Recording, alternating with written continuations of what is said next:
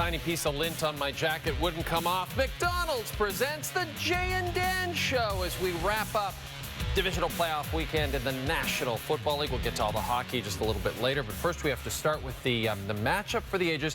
Betty White, by the way, I believe she turned 99 years old on Sunday. Betty White, the legendary comedian.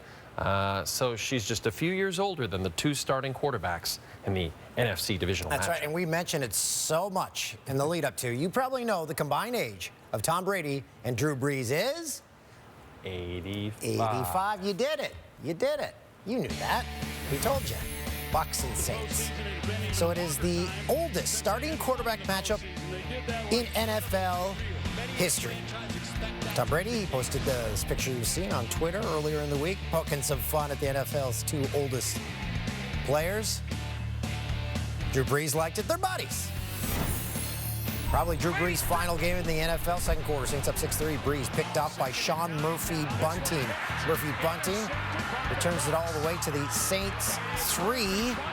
The Bucs scored a touchdown on the next play to take the lead. Flashing back, Saints wild card game last week against the Bears. Chicago ran a trick play where Mitch Trubisky lined up out wide, ends up getting the ball, flipped back to him. Trubisky airs it out to Javon Wims. Oh, went through his hands! Went through his hands. Why would we show this? Well, still in the second. Brees goes to the sideline. Jameis Winston comes in against his former team, lines up out wide. Saints run the exact same play as the Bears last week. Winston to a wide open. Tre'Quan Smith makes the catch, and it's a touchdown. The former Buccaneers quarterback getting his old team, and the Saints are up 13-10. Tom Brady leads the league in passing touchdowns and passing yards since week 14. Bet you didn't know that. And his career playoff numbers speak for themselves. Holds the record in a number of categories. Third quarter, Tampa down 7. Brady hits Leonard Fournette. Touchdown. Brady's second touchdown pass of the game. This one's tied at 20. Fourth quarter. Buccaneers turn that. Disaster for Brees. You see the total yards in the game, second and 8. Brees throws, and he's picked by Devin White. Another turnover, and White. Yep, Brees' second interception. Not good. Few plays later. Brady sneaks in himself. Tampa up 10-0. The Tampa Bay Buccaneers, off of 3 turnovers, score 3 touchdowns off of them. Goes to high-five the ref? No. No high-five. High-five. Ensuing Saints drive with just over 4 minutes to go. Brees' pass is tipped in the air, picked off for a third time. That's over. Saints knocked out of the playoffs at home for the 3rd straight year. Buccaneers advance to take on the Packers in the NFC Championship. Brees leaves the field, trying to take it all in. Should have been leaving to a packed house. Instead, only 3,750 were allowed to attend because of COVID. Waves goodbye, kisses goodbye, and turned around, had one last look at the field, and then he went back on the field with his family.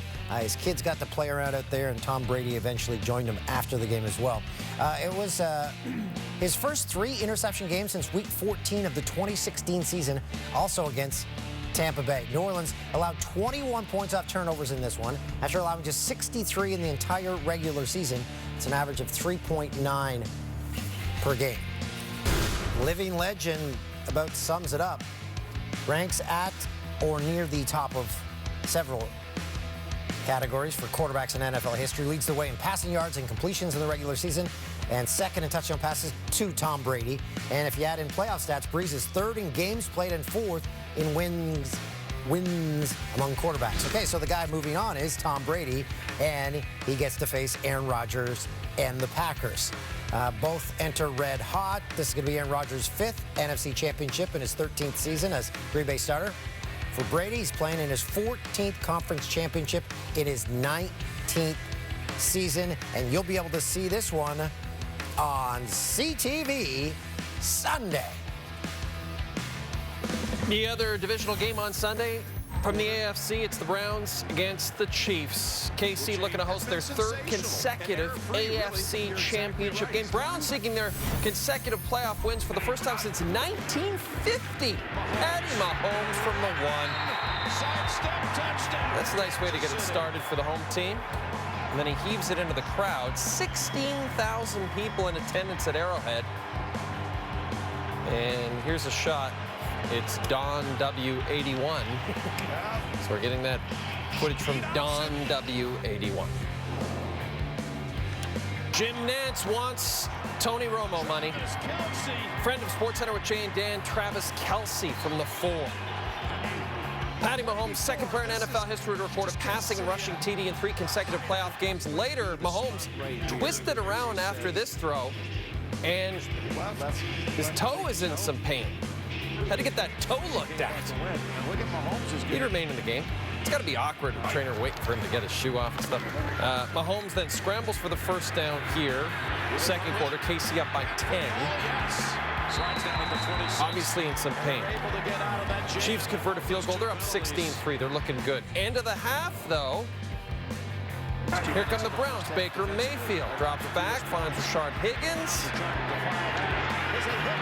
Stretches out, but fumbles in the end zone, and it is a touchback. It's the Bill Belichick rule. A rule that many people can't stand.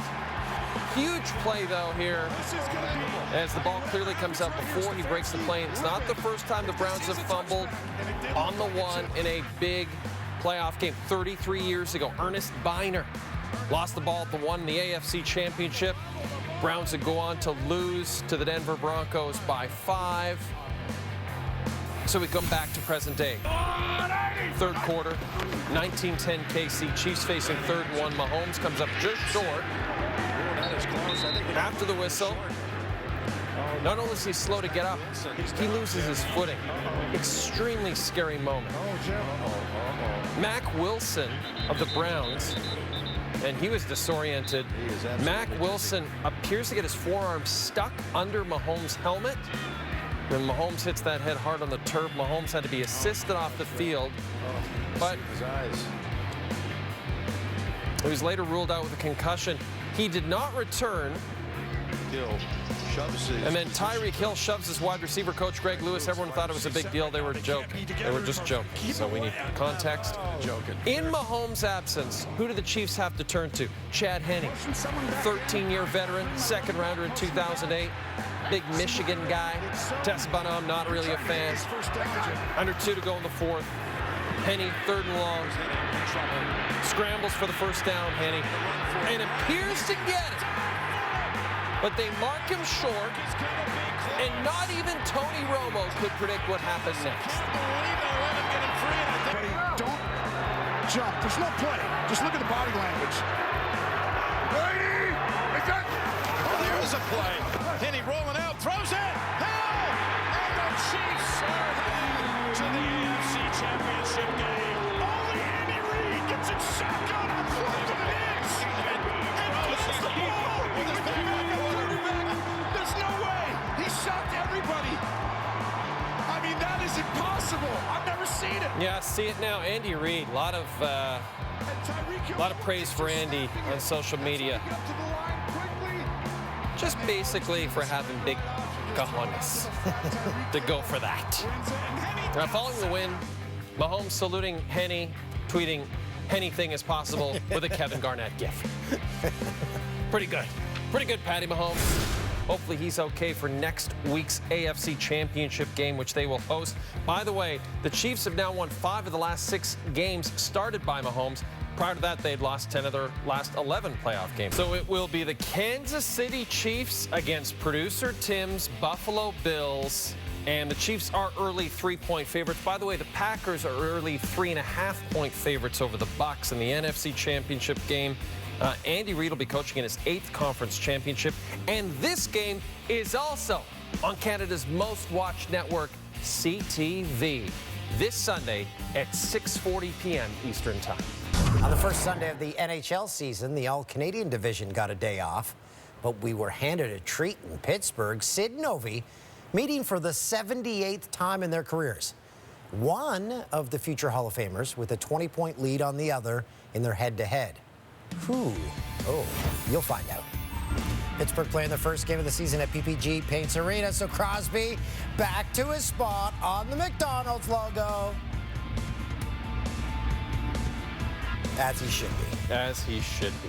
Penguins also placing stickers on their helmet to celebrate equality and pay tribute to Willie O'Ree. Stickers going to be worn by all players until the end of February. First period, it's tied at 1. Crosby forced out of the zone by Tom Wilson. Kicks it back after losing 6. Wilson continues the pressure on the pen zone. Creates a turnover. Alex Ovechkin following the play. Scores. Ovechkin's got his first of the season. Number 707 on the career. Second period. Samsonov coughs it up to Teddy Bluger. Centers for Colton Seaver. Call the goal on the ice. Getting all the way across. I don't know. The refs took more than 5 minutes to review the play. The overhead camera wasn't working in the arena. They had to use other angles. Looked like they hit the crossbar. The camera and the boards finally showed that the puck hit the camera holder that's mounted under the crossbar. So it's a goal. Middle of the frame. Now 3-2 cap. Jason Zucker circles around the net. Centers for Marcus Pettersson. Wires home the equalizer. Third we go. Still tied. Caps on a power play. Ovechkin looking for a second. Oh! Both posts! They needed an extra session. No goals in overtime, so shootout. Jake Gutzel takes it wide. Scores 5-1. The horn's too loud. Ovechkin has to score. Whenever we say a player has to score, they never do. Casey DeSmith shuts the door. Pens win their first game of the season. So who has the overall edge? Crosby does, but it's now down to 18 in their head-to-head because Ovechkin added 2 points. He does have 7 more goals than Crosby in head-to-head meetings. All was revealed as promised. Still to come. Shake up in the 6. Find out what had Jason Spetz's agent talking about retirement Sunday. That's next.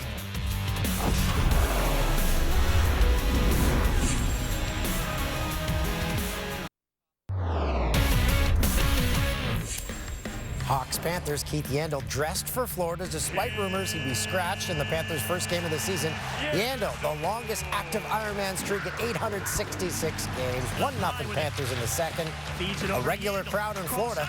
Yandle deep in the offensive zone. 3 Hawks get tangled up in the crease. Yandle scores. That's his 100th career goal, 91 of which he scored during his Ironman streak. That dates back to March of 2009. Yandle giving his Panthers a 2-0 lead. Same frame, Yandle tied up with Andrew Shaw. That's 2 for cheating on the power play. Duncan Keith for Alex DeBrincat. DeBrincat one-timer, he scored. Yandle penalty cost the Cats. DeBrincat's second. This season, Chicago looking for their first win. So is Florida because it's their first game. 4-2 Panthers in the third. Florida power play. Alex Barkov to Jonathan Huberdeau. Kicks off the season with a 3-point night. Panthers win 5-2. Hawks are winless in 3 games. Third star of the game, Yandle. Had a goal, 3 shots in just under 17 minutes of ice. On Sunday afternoon, Luka Doncic accomplished something only 3 players in NBA history have been able to do. Those players are Wilt Chamberlain, Oscar Robertson, and James Harden. Impressive names. Notice I did not say Jordan or LeBron because they've never done it. So what was it? Let's find out. Mavs busting out the Jason Kidd, Jamal Mashburn, Jimmy Jackson unis, and they are sweet. Against the Bulls, second quarter, Luka to Kristaps. Luka averaging just under 9 assists per game. Unicorn's going to finish that one off later. Doncic, footwork, step back three, 30 points by halftime. Second most he's ever scored in a half. Luka's got 30 in the first half. Zach LaVine trying to cool his hands down. It's not going to work. Second quarter? No, second half. Doncic needs just 1 more assist. Midpoint of the third quarter. Dallas down by 13. Behind the back again! And a slam dunk by Cauley Stein. A double behind the back. So Luka passes Michael Jordan in all-time triple-doubles against his former team. But more importantly, he joins Chamberlain, Robertson, and Harden as just the 4th player ever with 35 points, 15 assists, and 15 rebounds in a game. But the Mavs lost the game, and Doncic blamed himself for the loss, suggesting he got caught up in his statistics after a spectacular first half. Don't be so hard on yourself, Luka. You can bounce back against the Raptors. Well, we'd rather you didn't, but it could happen. on Dr. Martin Luther King Jr. Day. We've got a ton of games for you. MLK Day, 7 Eastern, 4 Pacific. It's the Raptors against Luka and the Mavs. Knicks and Celtics, Kemba Walker. Missed all 11 games this season with a knee injury. Back to the fourth opening quarter. Walker So I would not drives. The pass to Grant Williams. Kemba averaged just under 5 assists last season. You want some vintage Walker? You want some vintage Walker, I ask? It's starting. Well, gets the layup to go, plus the foul. So only 9 points. Struggled a little third quarter. Walker Oh, good play. gets it from R.J. Barrett. Behind the back to Jaylen Brown for the layup. Brown had a game high 25. Suns get the layup at that end. This is not good for Walker. Battling for position, appears to take a shot to the ribs. Oh, he didn't play after that. You wouldn't know it, but the Knicks won this game. They actually embarrassed the Celtics. Yeah, the Celtics. I was watching this game. I looked up, and the Celtics had like 40 points in the third quarter. This is the season of the blowout in the NBA. Yeah, there's lots of high-scoring games. There's some weird ones like you just saw there. The virtual tables of Buffalo, right? Because we can't jump through real tables right now. We have to jump through virtual tables. And if you do it at home, Nobody sees it, right? and then you don't have anywhere to eat. That's true. You'd have to eat on the floor. So that's. I wonder how many people eat on the floor in their homes in Buffalo because they keep jumping through their tables. We should do an investigative report. We'll get Mark Masters on it. Jason Spezza has been placed on waivers. Toronto needs to juggle its roster after Nick Robertson was injured in Saturday's win over Ottawa. Spezza has played in all 3 games so far for the Leafs. He's got an assist, a couple of penalty minutes. According to his agent, he only wants to play for Toronto, and he plans to retire if he is claimed by another team. Yeah, he doesn't want to pack up the family and move. He's done with moving. But the bigger news might be that the Leafs placed Aaron Dell, their third stringer, on waivers. And 4 goalies have been claimed off waivers in the past week. There is no chance that Aaron Dell is not claimed on Monday. So, yeah, the Aaron Dell era in Toronto. It's over. Could be over. Yeah. He's going to be gone. Really makes you think. Oh, I thought we had a tape. Oh, no, we don't. Oh, okay. I was waiting. Hey, the Winnipeg Jets returned to the ice Sunday after canceling practice Saturday due to a possible exposure to COVID-19. Patty Laine left the practice early after being unable to warm up properly. Coach Paul Maurice said they're going to reevaluate his status Monday. Jets have only played 1 game this season as they prepare to battle the Leafs Monday night. Defenseman Josh Morrissey says athletes, they're creatures of habit. So COVID-19 has really changed the way they approach everyday life. And a component to our lives is reporting on players. There's going to be a lot of that this year because of COVID and because of everything. Sarah Oleski reports Nick Ehlers did not practice, but will travel with the team. Dan, this is, I mean, you heard Morrissey talk about it. There's a reason the routines have been thrown out of whack. Listen to the Jets week. So they've got the Leafs on Monday. They've got the Sens Tuesday, Thursday, and Saturday. And then they have the Oilers Sunday. They have 5 games in 7 days, do the Jets. So, yeah, it's tough. But this is what we're dealing with. That's right. Right? With the Winnipeg Jets playing the Leafs on Monday, Patty Laine and Austin Matthews being linked once again. They were the top 2 picks in the 2016 NHL draft. But as Jets coach and former Leafs coach Paul Maurice explains, there's actually more things that you can link between these 2 teams, more common denominators. Toronto certainly, they're a little bit like us in a lot of ways. They got some young high-end players that are coming of age, so they're exciting to watch and they're dynamic to watch. And usually when our team plays, there's a good reason to watch the game. It's pretty darn exciting. The coaches are left wanting for a little more defense, but they're 2 skilled teams, 2 skilled players that you're talking about. They reflect the makeup of their hockey team as they should, and it'll be fun to watch. Let's crank this music, because if you want to watch this darn exciting matchup, You can if you live in the Jets region, and all you have to do is turn your TV on to TSN at 6 o'clock Central. The Habs took part in practice a day after their convincing 5-1 win over the Oilers. Carey Price led that effort with 34 stops. The team set for a rematch on Monday. Claude Julien hesitant to name Price as the starter. Not quite yet, guys. I think, again, with COVID and everything else, we're very reluctant on divulging, something too early because a lot of things can happen at the last minute. Guys, without digging into this, I don't think, and I've said that before this year, I don't see the reason I should divulge my goaltender the day before and give the other team an advantage in pre-scouting or preparing their team to play any kind of goaltender. So I know eventually it comes out, but at the end of the day, I don't think it's any advantage to us at all to divulge that. We have two good goaltenders. We have an opportunity to use both of them. Teams know that we can use either one of them, so they can wait till tomorrow to find out. Give me the scoop, Coach. Who's starting? How would finding out that Carey Price was you were playing against him early be better? You would just know early that you're probably going to lose. Yeah, exactly. Alexander Romanov, latest Montreal Canadian on his entry-level deal to take a turn on the taxi squad to help the team save cap space. Romanov's a player that Habs fans very excited about. And very excited. Josh Anderson practiced with his normal line mate Sunday. He fell awkwardly into the end boards in the third of Saturday's game against the Oilers. Canadians going to try to sweep the two-game set against the Droplets on Monday. Viewers in the Habs region can see this game at 9 Eastern, 10 p.m. Atlantic time on TSN with Brian Mudryk on the call. The Canucks coming off a 3-0 loss to the Flames. Vancouver's top line, no points over their last two games. JT Miller has not played this season due to COVID concerns.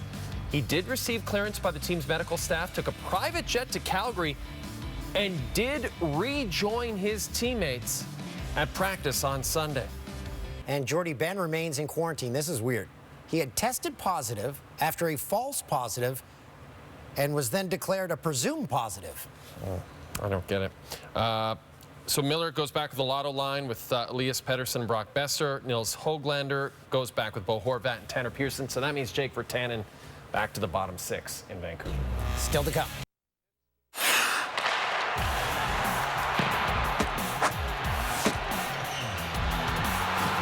Who Delivered? Brought to you by Mick Delivery. Devin White led the way for a very good Buccaneers defense.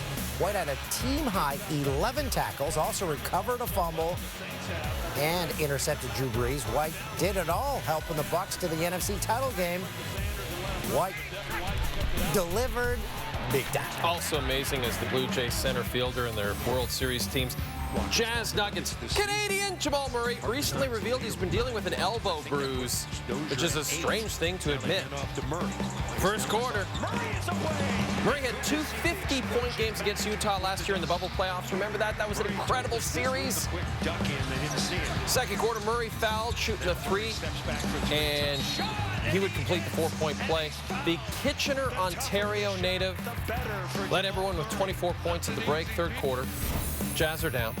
Rudy Gobert, the man who invented COVID, At the top, here comes Gobert. throws down a huge slam. Dunk it all over Will Barton. Then in the fourth, Gobert grabs the rebound, finds Donovan Mitchell, who also had two 50-plus point games against Denver in last year's playoffs. Gobert had a double-double. Jazz win.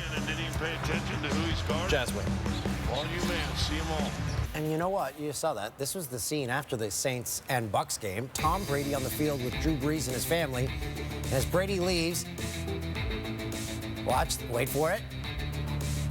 As he leaves, kid's like, come on, Tom, throw me a pass. He does, touchdown! That was awesome. Those Breeze kids have a real rough life ahead of them. If they had counted that catch, the over would have hit. The LA Chargers have agreed to a deal with Rams defensive coordinator Brandon Staley to become their new head coach. 38 years old, spent just one season with the Rams. The Rams D finished first in the league in passing yards, third in rushing yards per game, and first in total defense. Helps if you have Aaron Donald and Jalen Ramsey, but yeah, he's off to LA. I lost I that. guess he was in LA. Yeah. Now he's literally in the same stadium. Doesn't have to move. Doesn't have to go anywhere. Dan Campbell, Saints assistant coach, is expected to be hired by Detroit, so that means leaves Texans and Eagles as the only openings. Yeah. Has Deshaun Watson played his final snap in Houston? Well, according to ESPN's Adam Schefter, that may be the case. Franchise quarterback is upset because he wasn't in the loop or part of the process of selecting Houston's new GM earlier this month.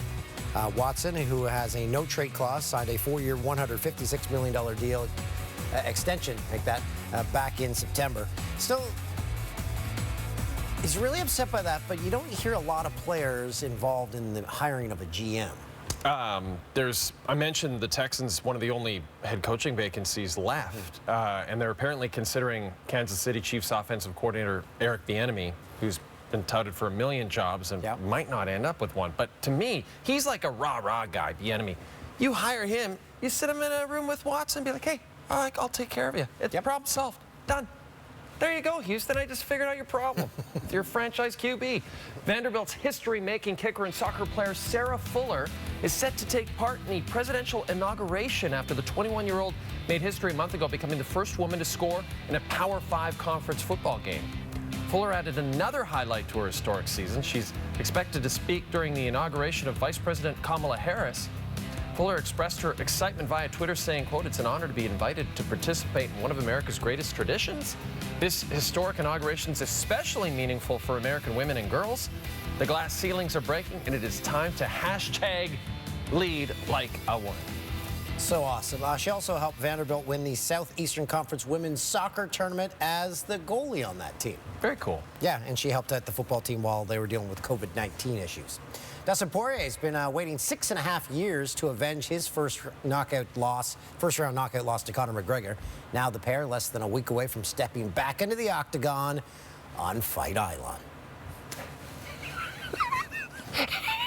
Fight Island. I don't know. I'm having trouble speaking at the moment. Conor returns to the octagon for the first time in a year. It's UFC 257 main event. McGregor taking on Dustin Poirier. It's a pay-per-view. Dial it up. I will be. It's going to be great. Saturday, 10 Eastern, 7 Pacific. Call your local TV provider. Oh, but then, Dan, there's more. Because this week on the Jay and Dan podcast, brought to you by McDonald's, we will have Robin Black, our MMA insider, to talk all about that fight and all about everything to do with UFC, MMA, and the Intergalactic All-Stars. But when we return on this fine program, also brought to you by McDonald's, football, soccer, hockey, and basketball. That's right. They're all in the Jannies. And that's next.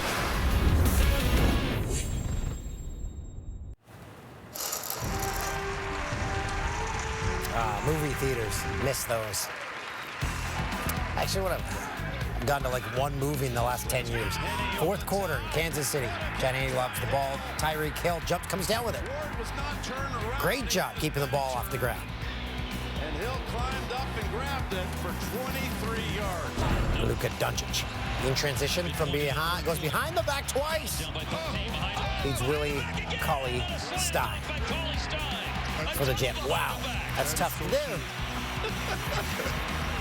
Love those unis, those throwback unis our buddy Jim Jackson wore.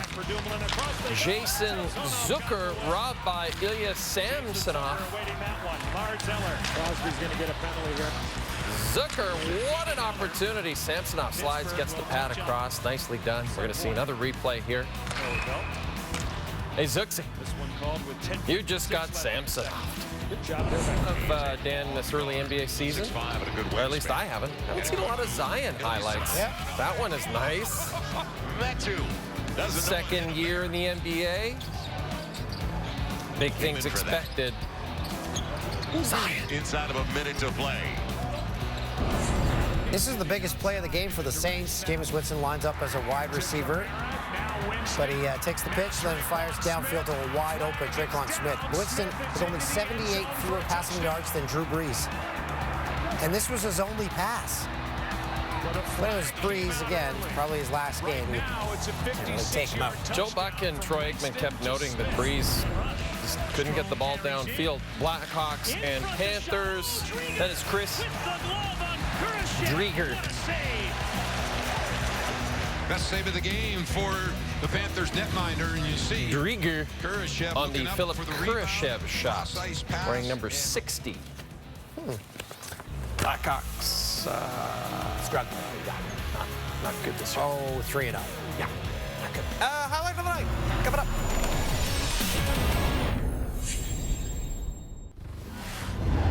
Worst play of the day. Chad Henne did a lot of good things in relief of Patty Mahomes, but this wasn't one of them. Drop it back and let it go. Overthrows his target by a good 5-10 yards. Carl Joseph.